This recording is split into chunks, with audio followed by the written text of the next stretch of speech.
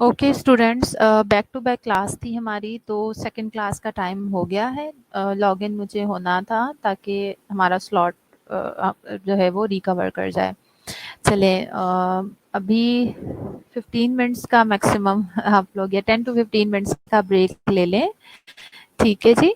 और अभी timing start हुई है पूरे 10 बजे। मेरे पास मैक्सिमम 10:15 पे तमाम स्टूडेंट्स दोबारा ज्वाइन कर लें, और फिर उसके बाद हम इंशाल्लाह अपना जो है टॉपिक स्टार्ट करेंगे। ठीक है जी। 15 मिनट्स की ब्रेक है तमाम स्टूडेंट्स के लिए। 15 मिनट्स के बाद we will join.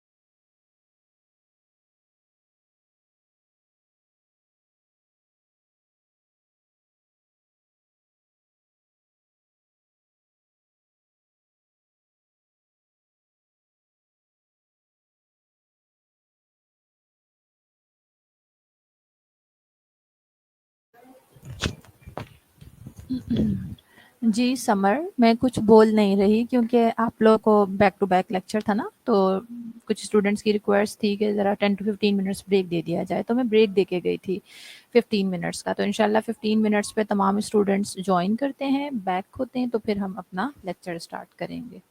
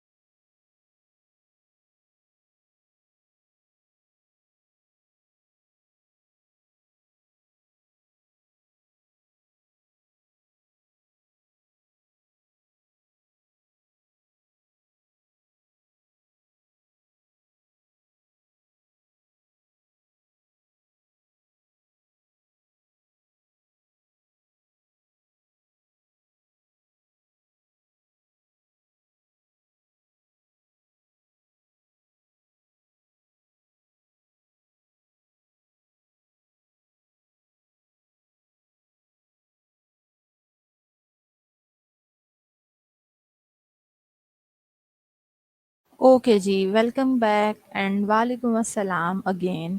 15 minutes break था और 16 मिनट हो गए। ठीक है जी। अब स्टिल मेरे पास 22 स्टूडेंट आ रहे हैं, कितनी बुरी बात है।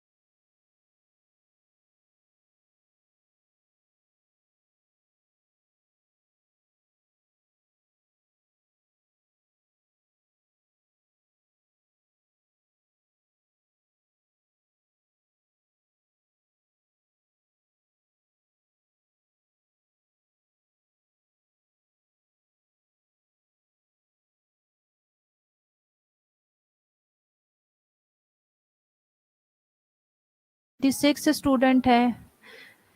अब हम जल्दी से अपना जो है टॉपिक स्टार्ट कर लेते हैं। ठीक है जी। अब आवाज़ आ रही है मेरी? किसी को कोई इशू तो नहीं हो रहा बेटा?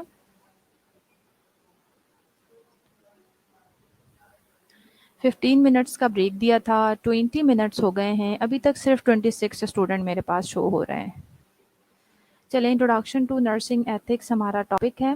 ऑब्जेक्टिव हम देख लेते हैं, हमारे ऑब्जेक्टिव क्या होंगे। फर्स्ट हमारे यूनिट के define the terms ethics, nursing ethics and bio ethics, value, belief, moral, attitude, conflict, dilemma, ethical dilemma.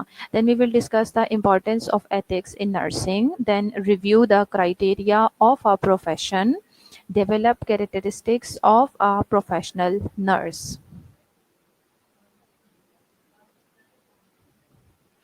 चलें, डेफिनेशन क्या है एथिक्स की? Ethics or moral philosophy is a branch of philosophy that involves systematizing, defending and recommending concepts of right and wrong conduct. सबसे पहली चीज़, सबसे पहली बात जो अंडरस्टैंड करने की यहाँ पे ज़रूरत है वो यही है कि जो एथिक्स है, ethics is basically about the right और रॉन्ग कंडक्ट। जो बहुत ज़्यादा हमें याद रखने की ज़रूरत है वो ये है सबसे पहले कि राइट और wrong conduct, what is right, what is wrong. General language में अगर हम बात करें, जनरली अगर हम बात करें, ओके गुड, फाइनली 30 स्टूडेंट्स आ गए हैं।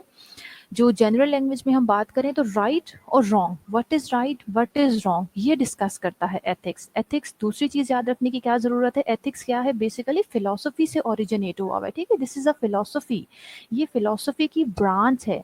जो अब हम इन जो टर्म्स हमने यूज़ किए इनको समझने की कोशिश करते हैं ताकि हमें बेटा डेफिनेशन अंडरस्टैंड हो। हमने सिर्फ और सिर्फ बुक में लिखी हुई डेफिनेशंस को हमने सिर्फ और सिर्फ रट्टा मार के याद नहीं करना है, अंडरस्टैंड करना है। सो एथिक्स जो है बेसिकली वो आपकी मॉरल फिलॉसफी है दैट इन्वॉल्व्स सिस्टमेटाइजिंग, यानी चीज़ों को सिस्टमेटाइज करता है, चीज़ों को सिस्टमैटिक वे में करना, डिफेंडिंग, उसे डिफेंड करना। आई मीन क्या सही है क्या गलत है, सही चीज़ें हैं तो उन्हें डिफेंड करना, कोई गलत चीज़ है तो उसकी अंडरस्टैंडिंग हमें होनी चाहिए कि हाँ this is wrong. And recommending concept, और दूसरों को भी ये कॉन्सेप्ट रिकमेंड करवाना, दूसरों को भी ये बताना कि what is right conduct, what is wrong conduct, what is right behaviour, what is wrong behaviour. So basically ethics moral philosophy है या फिलॉसफी की ब्रांच है जो बेसिकली चीज़ों को सिस्टमेटाइज करती है, सही चीज़ों को डिफेंड करती है और सही चीज़ों को रिकमेंड करती है अबाउट उन कॉन्सेप्ट्स को, क्या सही है क्या गलत है। पहले हमें अंडरस्टैंडिंग होगी क्या सही कंडक्ट है, क्या हमारा सही बिहेवियर है, क्या रॉन्ग कंडक्ट है, क्या हमारा रॉन्ग बिहेवियर है। तो उसी की वजह से अब वी विल बी एबल कि हम उन चीज़ों को आइडेंटिफाई करके उन्हें सिस्टमेटाइज करें, डिफेंड करें और रिकमेंड करें।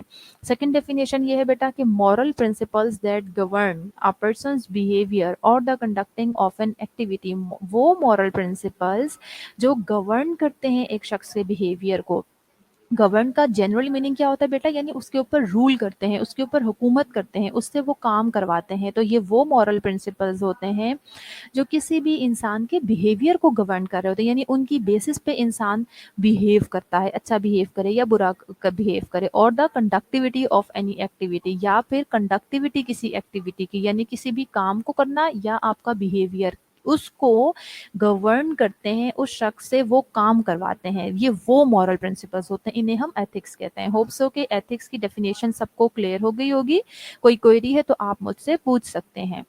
ओके जी, अभी हमने पहले एथिक्स पढ़ लिया कि राइट और रॉन्ग कंडक्ट का जो डिफरेंस है that is basically nursing, sorry that is basically ethics के व्हाट इज़ राइट और व्हाट इज़ रॉन्ग। उसके बाद आ जाता है नर्सिंग एथिक्स। नर्सिंग एथिक्स जो है it is a branch of applied ethics that concerns itself with activities in the field of nursing.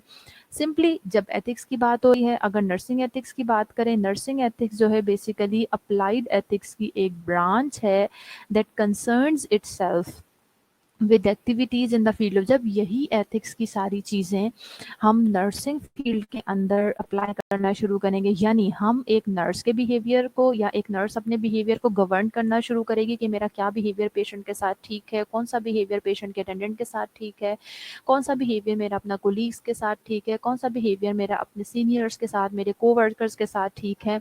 तो जब हम इस चीज़ के राइट और रॉन्ग को आइडेंटिफाई करना शुरू कर देते हैं, डिफ्रेंशिएट करना शुरू कर देते हैं, यानी नर्सिंग फील्ड के अंदर हम उसे अप्लाई करना शुरू कर देते हैं, तो इसे फिर हम नर्सिंग एथिक्स बोलना जो है हम शुरू कर देंगे, फिर वो नर्सिंग एथिक्स कहलाता है। अब आ जाता है बेटा बायो एथिक्स। बायो एथिक्स जो है वो basically it is the study of the ethical issues emerging from advances in biology and medicine। सबसे पहले तो ये बात अंडरस्टैंड करने की ज़रूरत है कि जो बायो एथिक्स है, जो बायो एथिक्स के जो मसले हैं या बायो एथिक्स से रिलेटेड जो इश्यूज़ हैं, बायो एथिकल डायलेमाज हैं, ये सब जनरेट क्यों हो रहे हैं। सबसे पहले तो बायो एथिक्स से रिलेटेड जितनी भी चीज़ें हैं वो इसलिए जनरेट हो रही हैं कि हमारे कंट्री में या ओवरऑल वर्ल्ड में बायोलॉजी और मेडिसिन डे बाय डे इनमें एडवांसमेंट आ रही है, इसमें हम रिसर्चेस कर रहे हैं, इसमें हम प्रोग्रेस कर रहे हैं। तो ऑब्वियसली हम अपने पेशेंट्स को किस तरह से डील कर रहे हैं, हम अपने पेशेंट्स को तो कोई नुकसान नहीं पहुंचा रहे, इस तरह की वो सारी बातें हैं, वो सारी चीज़ें हैं कि जो यानी हम हमारे लिए हमें ज़रूरी हो गया है, या बायो एथिक्स की एक फील्ड को जनरेट करना ज़रूरी हो गया था। It is also moral discernment as it relates to the medical policy and practice। ये भी एक moral philosophy है। moral हमारी जो चीज़ है कि जी ये बेसिकली हमारी मेडिकल से रिलेटेड जितनी भी प्रैक्टिसेस और पॉलिसीज़ होती हैं ये उनसे रिलेटेड है, उनसे रिलेट कर रही है। It include the study of values relating to primary care and other branches of the medicine. नाम से हमें पता लग रहा है बेटा कि जो बायो एथिक्स है ये बेसिकली हमारी जो प्राइमरी नर्सिंग केयर है उससे रिलेटेड, या आप कह सकते हैं मेडिसिन की ब्रांच से रिलेटेड जो चीज़ें हैं ये उनको उनके साथ लिंक कर रहा है। सो बायो एथिक्स, बायो का मतलब यही है कि लाइफ तो जनरेट होने की, बायो एथिक्स के जनरेट होने का, फील्ड के जनरेट होने का भी यही रीज़न है। अच्छा, नफीसा का कोई क्वेश्चन है, पढ़ लेते हैं। Ma'am, nursing code of ethics को हम नर्सिंग प्रोटोकॉल्स कह सकते हैं। जी बेटा, ऐसा ही है। कोड ऑफ एथिक्स अभी हम आगे जब डिटेल में पढ़ेंगे तो code of ethics are basically code of conduct, that what should be your conduct, what should be your behaviour, ठीक है ना। और जो प्रोटोकॉल्स हैं वो भी ऐसा ही होता है, एसओपीज जिनको स्टैंडर्ड ऑपरेटिंग प्रोटोकॉल्स कहते हैं, यानी हमारे पेशेंट के साथ क्या बिहेवियर्स होने चाहिए। तो बिल्कुल हम इसके लिए ये वर्ड यूज़ कर सकते हैं। अच्छा, यहाँ तक सबको समझ आ गई? छोटी छोटी सी डेफिनेशंस हैं, कोई ऐसी चीज़ नहीं है आई थिंक के जो समझना आए। अब ये कुछ डेफिनेशंस हैं, वैसे तो बेटा इतना ज़्यादा इनका यहाँ नर्सिंग एथिक्स में मतलब लाइक प्रैक्टिकली इनका ज़रूर इन्वॉल्वमेंट है और प्रैक्टिकल इनकी अंडरस्टैंडिंग हमें होना ज़रूरी है। बुकिश डेफिनेशन अगर आपको याद नहीं भी होती इट डजंट मैटर, बट आपकी अंडरस्टैंडिंग इसकी ज़रूर होना चाहिए। बुकिश डेफिनेशन की जहाँ तक बात है, वैल्यूज़ की, बिलीफ की, ये आपको मेंटल हेल्थ नर्सिंग में ज़्यादा आपको ज़रूरत होगी याद करने की और इन सब चीज़ों की। लेकिन जहाँ तक बात आ जाती है कि यहाँ मैं आपको नहीं फोर्स करूँगी कि आप इसकी जो बुकिश डेफिनेशन है उनको आप 100% जो है वो याद करें या कुछ भी इस तरह की चीज़ें, बट अंडरस्टैंडिंग ज़रूरी है। वैल्यूज़ क्या होती हैं बेटा? प्रिंसिपल्स और standard of behaviour, once judgement of what is important in life. जैसे हम जनरल अपनी लाइफ में बहुत सारी यहाँ पे चीज़ें इसी तरह से कि हम जनरल अपनी लाइफ में जिनको इम्प्लीमेंट, जैसे वैल्यू, बेटा हम किसी भी वर्डली मीनिंग हम वैल्यू का यूज़ करते हैं ना, हम किसी चीज़ को अगर इंपॉर्टेंस दे रहे होते हैं अपनी लाइफ में तो उससे हम कहते हैं this is valuable for us. तो सेम इसके कोई भी वो प्रिंसिपल, आपका बिहेवियर या आपकी अपनी जजमेंट, आपको लगता है कि ये मेरी लाइफ में इंपॉर्टेंट है, ये बिहेवियर मेरी लाइफ में इंपॉर्टेंट है, ये प्रिंसिपल मेरी लाइफ में इंपॉर्टेंट है, this is called value. In ethics, value denotes the degree of importance of something और action with the aim of determining what actions are best to do or what why is best to live or to describe the significance of different actions। Simple meaning ये है कि आपकी अपनी judgement, आपका अपना behaviour जिसको आप value देते हैं, ठीक है। सो एथिक्स में ऐसा ही है कि वो तमाम एक्शंस, वो सारे काम जो आपको लगता है कि ये करना अच्छा है, ये बेस्ट हैं लाइफ के लिए, उन्हें डिस्क्राइब करना, दीज आर द, जो भी आपके डिफरेंट एक्शंस हो रहे होते हैं, किस चीज़ को आप वैल्यू दे रहे होते हैं, this is simple called value. उसके बाद बिलीफ आ जाता है बेटा। अब बिलीफ इज एन ओपिनियन और acceptance that a person holds to be true. Belief क्या होता है? वो एक ओपिनियन होता है, वो एक एक्सेप्टेंस होती है जो कि कोई भी शख्स होल्ड करता है उसे, यानी उसे लगता है कि ये सच है, ये ट्रू है। जैसा कि इसकी एग्जांपल होती है faith. Faith in God is an example of a belief, as we have faith in God. हमने उन्हें अपनी आंखों से तो नहीं देखा ना, लेकिन ये हमारा फेथ है कि अल्लाह ताला के साथ मौजूद है, और हमारे मतलब इस पूरी कायनात को, इनफैक्ट दोनों जहानों को चलाने वाले सिर्फ अल्लाह ताला की ज़ात है। So this is our belief. इसी तरह से पेशेंट्स के डिफरेंट रिलीजन से आपके पास डिफरेंट पेशेंट्स आएंगे, तो उनके डिफरेंट बिलीव्स होंगे जिन्हें अंडरस्टैंड करना हमें ज़रूरी होगा, रिस्पेक्ट करना ज़रूरी होगा। तो जब तक हमें बिलीफ की डेफिनेशन ही नहीं पता होगी, हम कैसे अपने पेशेंट्स को रिस्पेक्ट दे सकेंगे, उनके बिलीव्स को अंडरस्टैंड कर सकेंगे। उसके बाद आ जाता है बेटा morals. Moral implies conformity to established sanctioned code or accepted notions of right and wrong. Conformity का मतलब ये होता है बेटा कि हम यानी कंप्लाइंस कितनी रखते हैं, वर्डली मीनिंग कंप्लाइंस होते हैं इसके। सो मॉरल का मतलब ये है कि आपके इस्टेब्लिश्ड कोड्स या फिर एक्सेप्टेड नोशन, यानी वो कुछ रूल्स हो गए, वो कहते हैं ना, हम वर्डली नॉर्मली बोलते हैं कि हाँ ये मॉरल कंडक्ट है, यानी ये इस शख्स के अंदर बड़े अच्छे मॉरल्स हैं, यानी ये अच्छे काम करता है इस तरह से। तो आपके नज़दीक जो एक्सेप्टेड चीज़ें होती हैं, राइट और रॉन्ग क्या है, उसी को हम सिंपल मॉरल्स कह रहे होते हैं।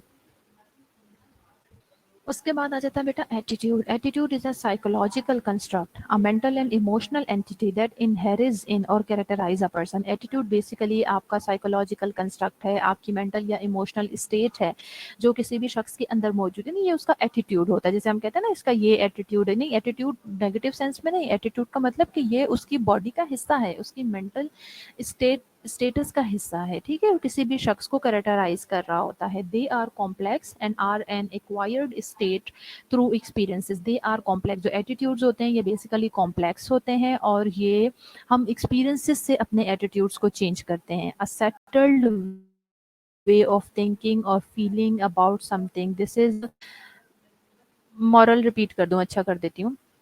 A settled way of thinking or feeling about something, यानी एक सेटल्ड हमारे माइंड में चीज़ होती है अबाउट एनीथिंग, किसी भी चीज़ के बारे में हम किस तरह से सोचते हैं या किस तरह से फील करते हैं, ये सारी डेफिनेशन एटीट्यूड की हैं।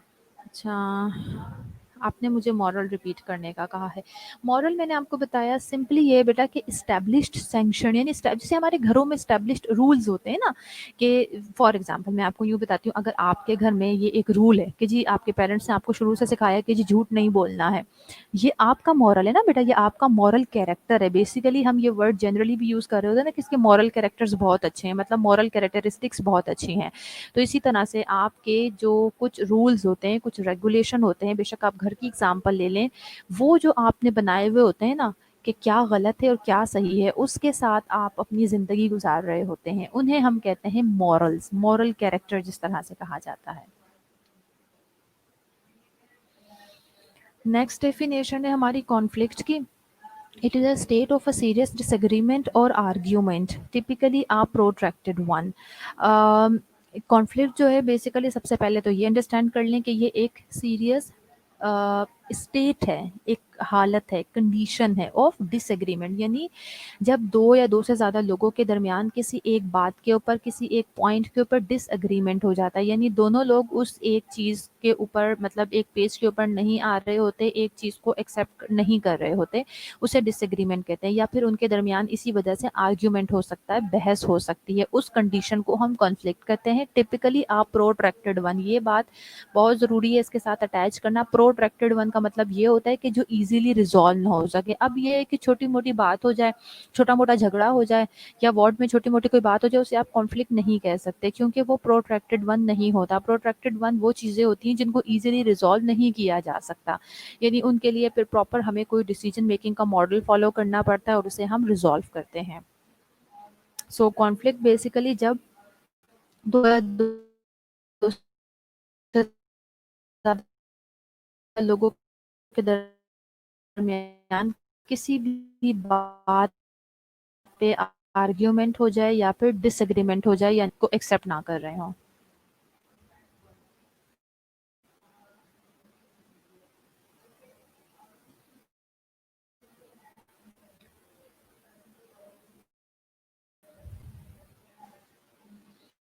ओके जी, नेक्स्ट ये है a situation in which a difficult choice को हमने लेमा पढ़ना है। कॉन्फ्लिक्ट क्या थी, स्टेट थी, डायलेमा क्या इक्वेशन है।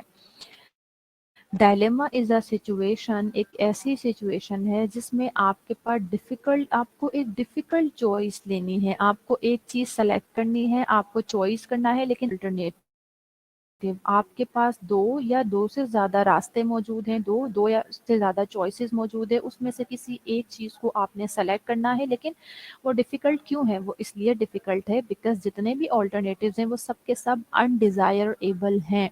यानी वो कोई भी जो चॉइस है वो डिज़ायरेबल नहीं है, हम नहीं चाहते, यानी अब ये तो हमारी मजबूरी है, जैसे ये पिक्चर में दिखाया हुआ है, ये तो हमारी मजबूरी है कि 3 ही रास्ते हैं मेरे पास, मैं सीधे रास्ते पर जा सकती हूँ, राइट या लेफ्ट रास्ते पर जा सकती हूँ, इसके अलावा मेरे पास पीछे जाने का है या फिर मेरे पास नहीं। क्या करना है कि ये जो हमारे 3 रास्ते हैं, इन 3 रास्तों में से किसी एक रास्ते को ही मुझे चूज़, लेकिन जिनको समझाऊँ कि इन तीनों रास्तों पर कोई ना कोई खतरा मौजूद है। ठीक है जी, लेकिन इसलिए ये हमारे लिए डिफ़िकल्ट चॉइस हो जाती है क्योंकि अनडिज़ायरेबल है। एक जैसे तीनों सिचुएशंस हमारे लिए अनडिज़ायरेबल है। जैसे मैं यहाँ पे आपको एग्ज़ाम्पल दे देती हूँ क्लिनिकल एरिया से ताकि आपको अंडरस्टैंडिंग हो जाए। एक एक बच्चा है फॉर एग्ज़ाम्पल, अगर he is a young adult, उसका रोड ट्रैफ़िक, मैम डायलेमा को कन्फ्यूज़न कह सकते हैं। डायलेमा को कन्फ्यूजन नहीं कह सकते बेटा, बिकॉज़ कन्फ्यूजन कंपैरेटिवली एक सिंपल वर्ड है, एक सिंपल सिचुएशन है, बट डायलेमा बहुत कॉम्प्लिकेटेड सिचुएशन है। ठीक है? अच्छा, एग्ज़ाम्पल मैं आपको दे रही थी डायलेमा की। डायलेमा की एग्ज़ाम्पल यही है कि अगर एक यंग एडल्ट है, उसका for example road traffic accident हो जाता है, उसकी ब्रेन डेथ हो जाती है, उसको डॉक्टर्स आई मीन वेंटिलेटर के ऊपर पुट कर दिया है, अब इन्हें वेंटिलेटर पर रखेंगे। उसे अब घर वालों के पॉइंट ऑफ व्यू से पहले मैं बात कर लेती हूँ। घर वालों के पॉइंट ऑफ व्यू से बात कर लेते हैं पहले कि अगर पेशेंट वेंटिलेटर के ऊपर है, वेंटिलेटर के ऊपर जो पेशेंट है, उसको हमने क्या करना है? उसकी ब्रेन डेथ हो गई है, वेंटिलेटर का खर्चा आई डोंट नो घर वाले अफोर्ड कर सकते हैं, नहीं कर सकते, कितने दिन अफोर्ड कर सकते हैं, नहीं कर सकते, अब वो भी प्रॉब्लम उनके लिए। वेंटिलेटर से रिमूव करेंगे उनका पेशेंट, आई मीन जो भी उसके बॉडी ऑर्गन्स वेंटिलेटर की वजह से काम कर रहे थे, जाहिर उसकी डेथ हो जाएगी। अब दोनों देखें डिफिकल्ट सिचुएशन है ना, आप ये नहीं कह सकते ये सारी बातें किताबों में अच्छी लगती हैं, अफसानों में अच्छी लगती हैं कि जी पैसा रिश्तों से ज़्यादा इम्पोर्टेंट नहीं होता, हम पैसा छोड़ सकते हैं, रिश्ते नहीं छोड़ सकते, या इस तरह की कोई भी बात है। इट्स ट्रू, एक शख्स ऐसा होगा अ, एक शख्स ऐसा होगा जिसको ज़ाहिर है इकोनॉमिकल कंडीशन इतनी बुरी होगी, तो देन हाउ ही और शी विल बी एबल के अपने लव्ड वन को जो है वो वेंटिलेटर के ऊपर रख सके, उसको अपने बाकी जो पीछे फैमिली है उसको भी देखना है। तो देखें ये कितनी डिफिकल्ट सिचुएशन है उस फैमिली मेंबर के लिए, ना तो वो फाइनेंशियली उन कॉन्स्टेंट्स को पूरा कर सकता है, ना ही वो ये चाहता है कि उसका जो बच्चा है उसकी डेथ हो जाए। तो ये चॉइसेस अनडिजायरेबल हो गई, आप दोनों में से कुछ भी नहीं कर सकते, लेकिन आपको किसी एक चॉइस को चूज करना होगा। सो दो या दो से ज़्यादा इक्वली अनडिजायरेबल सिचुएशंस हमारे पास होती हैं और उसमें से किसी एक डिफ़िकल्ट चॉइस को उस सिचुएशन में हमने एक होता है, दैट इज़ कॉल्ड डायलेमा।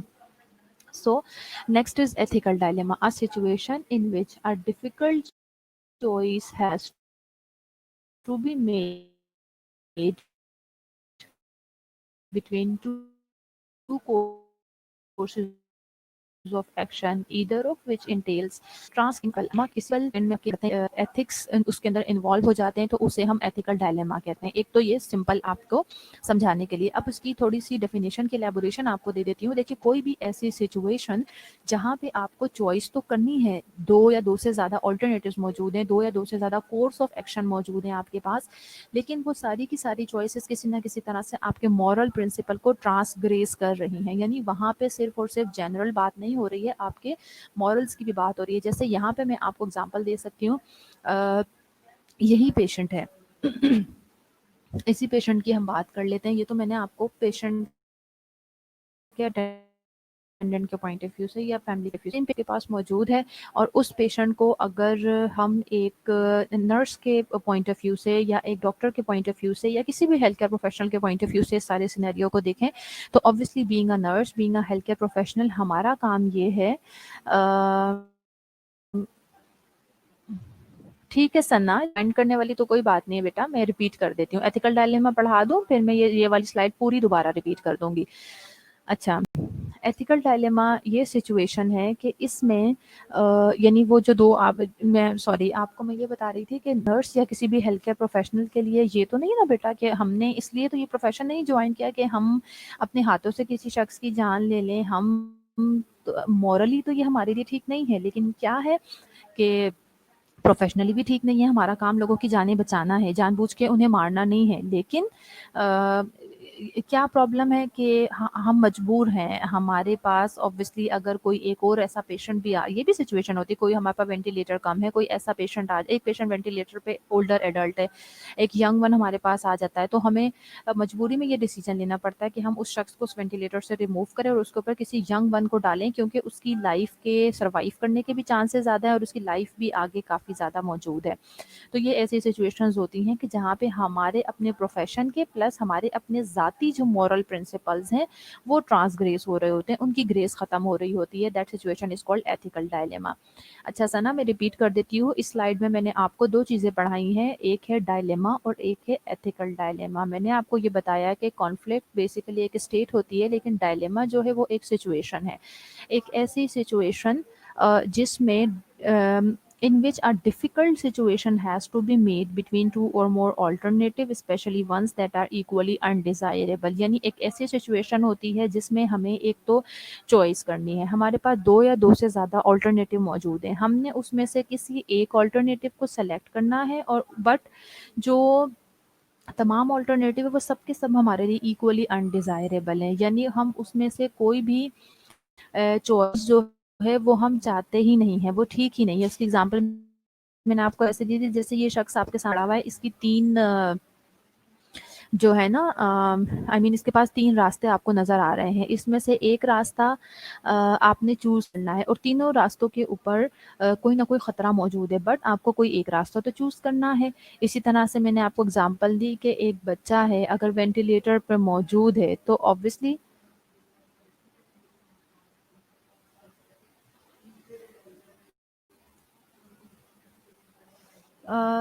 जी फ़िज़ा, आपकी बात का मैं जवाब देती हूँ।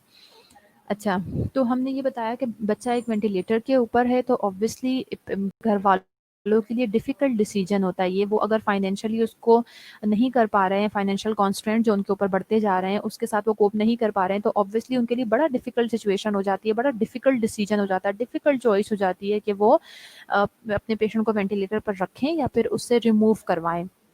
और दोनों सिचुएशन ऐसी ही होती हैं जो कि अनडिज़ायरेबल है, इसीलिए ये चॉइस हमारे लिए डिफ़िकल्ट हो जाती है, and that's why this situation is called dilemma.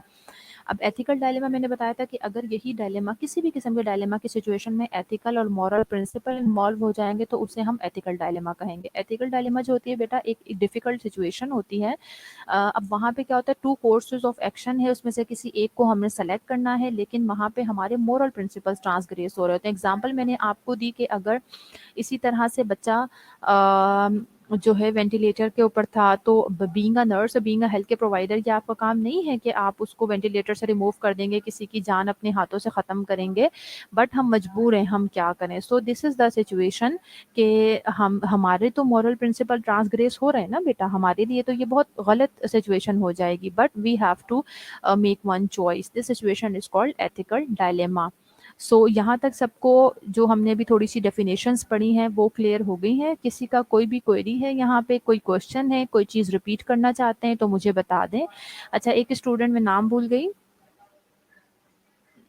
मुझसे क्वेश्चन किया था एज के बारे में, ओल्डर एडल्ट। बेटा इसमें ये है कि आपकी बात बिल्कुल ठीक है, हो सकता है कि ओल्डर वन जो है वो सरवाइव कर जाए और बच्चा ना सरवाइव करे, लेकिन कुछ प्रिंसिपल्स होते हैं ना हेल्थ केयर प्रोफेशन के, वो यही है कि जैसे देखो जब कोई ट्रॉमा होता है तो उस कंडीशन में भी ऐसे लोगों को सबसे पहले बचाया जाता है जिनका एक साइट में एक दफ़ा देखने में आपको लगे कि हाँ इस शख्स को हम सरवाइव कर सकते हैं, तो हम किसी और के ऊपर टाइम वेस्ट नहीं करते ऐसे शख्स के ऊपर के जिसके चांसेस हो कि वो सर्वाइव नहीं कर पाएगा। तो ये तो एक जनरल हमारी अपनी being a health care professional understanding proper protocols होते हैं जिन्हें हमें फॉलो करना होता है।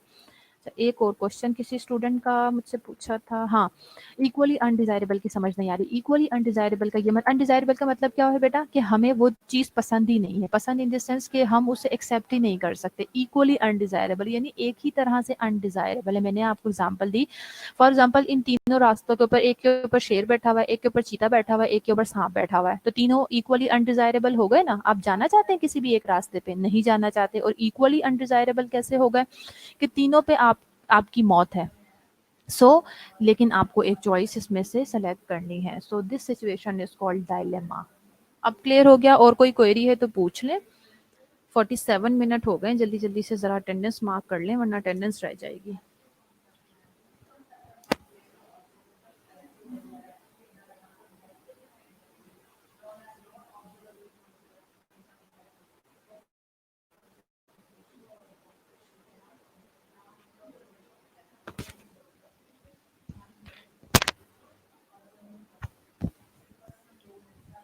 चलें, अटेंडेंस मार्क करवा लें बेटा। सब एक दफ़ा रोल नंबर के साथ अपना नाम लिख दें तो मैं अटेंडेंस मार्क कर लूँ। ठीक है जी।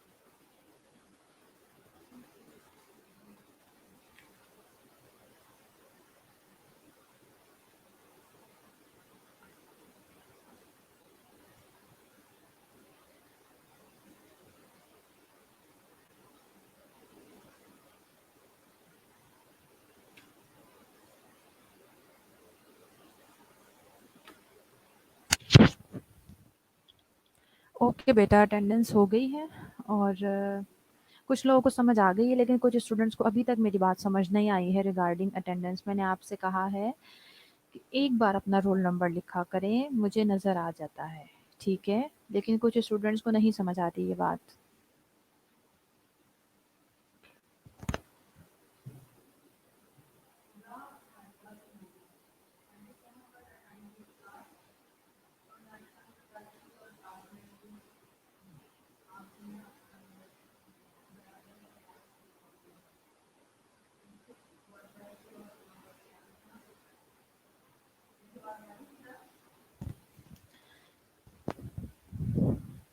हाँ, बहुत गंदे बच्चे हैं ये।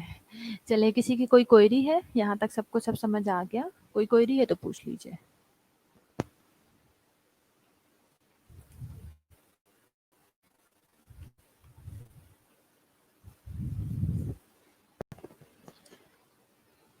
चलिए जी, take very good care of yourself. इंशाल्लाह नेक्स्ट क्लास में फिर आपसे मुलाकात होगी मंडे को।